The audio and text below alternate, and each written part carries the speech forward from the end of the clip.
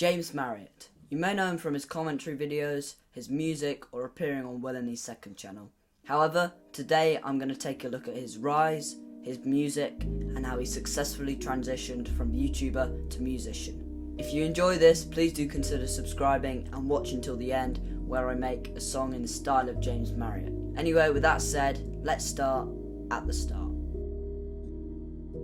James Marriott's first video is 12 years old now, but the first signs of what he would become, for me, lies in the video Jojo Siwa Boomerang Lyric Breakdown. Basically, he was an average commentary YouTuber of his time. Negative, critical, and smart.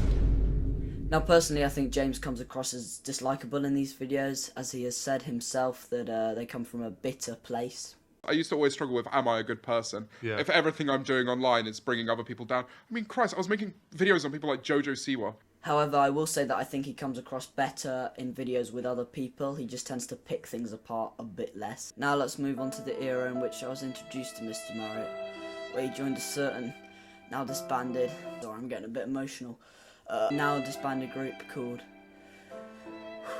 the E-Boys.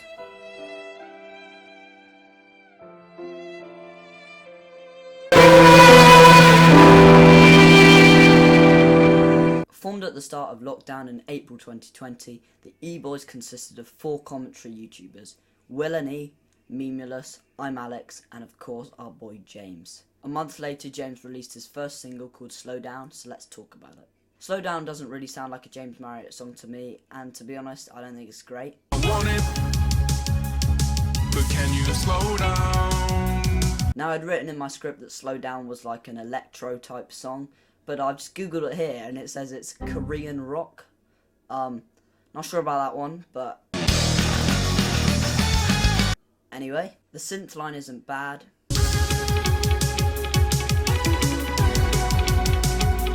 But James has said himself that he didn't write this. I also think the vocal doesn't really do his voice justice. I mean, it's almost monotone, not literally, but A drink to filter out the sound.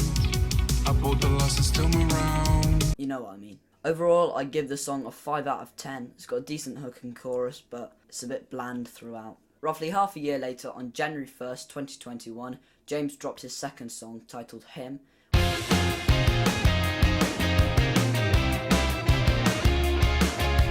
which I think performed similarly to Slow Down at the time. However, now to my knowledge, Him is his most streamed song, leaving Slow Down behind in the dust. The song is indie rock, which fits much better with his current sound than Slow Down did, and I just feel like it's a better song. It feels more well crafted, although I still don't think it fully utilises James's voice. Him was later put on his first EP called No Left Brain, alongside Calling, which is nice if not a bit funky, and New Face, which in my opinion is his worst song. Sorry to all you New Face lovers. Anyway, James and his band really started to nail the songs on his second EP, Bitter Tongues. But before we talk about that, I want to talk a little bit about his band. James's band are incredible. I actually saw them live at Coco's in London this year, and they were phenomenal. I mean, the energy that they brought to the stage was just great.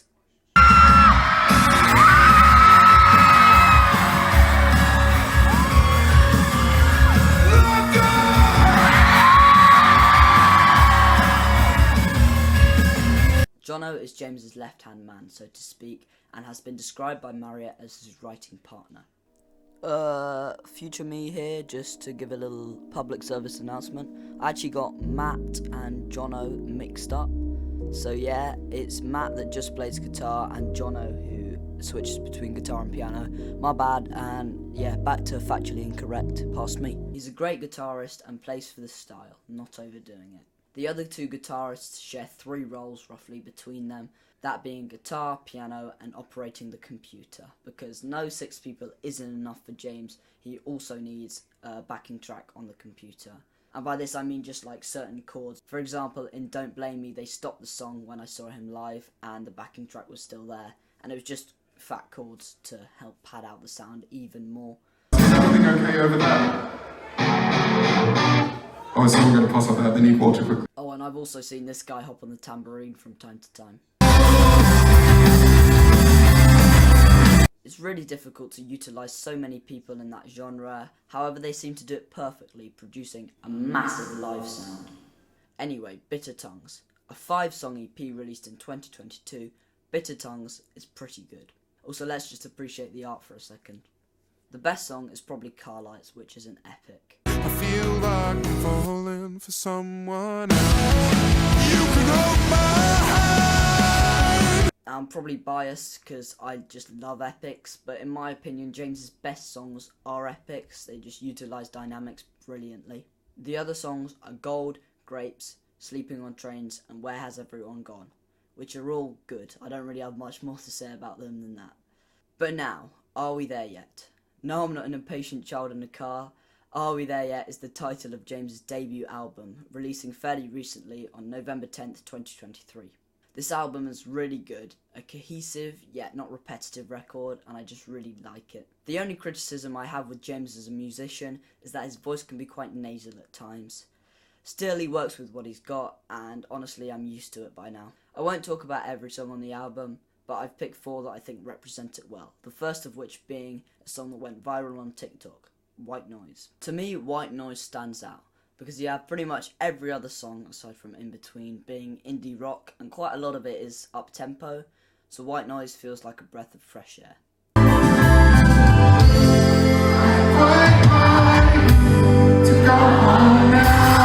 It also just gives you a bit of time to think before the next song, which we're moving on to, which is called Denial. I've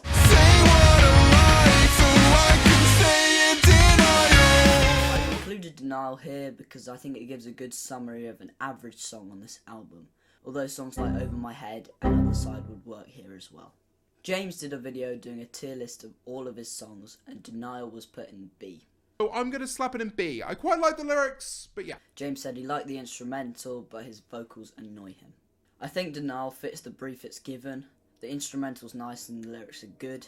I think it's a well-crafted piece of music, I really like that word, but not an amazing song, like the next 2 in my opinion. Romanticize This was the second single released before the album, and I love it. I remember listening to it and thinking, this is pretty damn good, and it's only grown on me since. God forbid that I romanticize this. The first single, So Long, was okay in my opinion. It didn't really blow me away, and that just made this song look even better. It's just one of those songs that goes from quiet to massive without any warning, and I really like that kind of music. It's structurally very simple, just verse, chorus, build up but loud, chorus. Doesn't sound simple when I put it like that, but just trust me on this one. Because it's quite a simple Jimbo Mazza song. That doesn't take away from it though, simple is often better. Also, to be clear, I didn't just copy James's opinions from that video. It just happens that we view some of these songs similarly, but I back everything I'm saying right now. And I was thinking about women. Anyway, last and furthest from least, we have Don't Blame Me. I'm cutting on ties, that's all I can do. Don't Blame Me is a great song. Like for me, and this may be controversial, but this song stands with great songs like As the World Caves In by Matt Maltese, Somewhere Only We Know by Keane, and I think it's 100 times better than Viva La Vida. Sorry, I just have a personal grudge against Chris Martin. But no, I just cannot state how good this song really is. On my first listen, I remember being impressed, but what really won me over was the scream at the end. I love it. Did I mention that I love epics? Something else that's really important to me in a song is whether or not you believe the singer. And in this aspect, James ticks all the boxes. Here's a brief clip of him talking about it. I'm gonna say it. I think it's the best song ever. Also, not to compare him to myself, but I think I hold a similar sentiment towards one of my songs that James attaches to Don't Blame Me. Anyhow, if you've got this far and have enjoyed, please do consider subscribing, it really helps out a lot. Also, go check out James's video that I've taken a bunch of clips from, it really gives great insight into his songwriting. Now, to end the video, I've attempted to make a song in the style of James Marriott. So, here it is.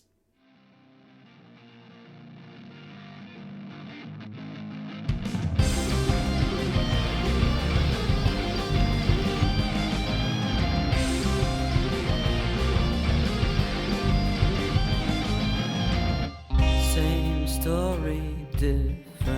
face. Please stay behind. I can never read behind your eyes.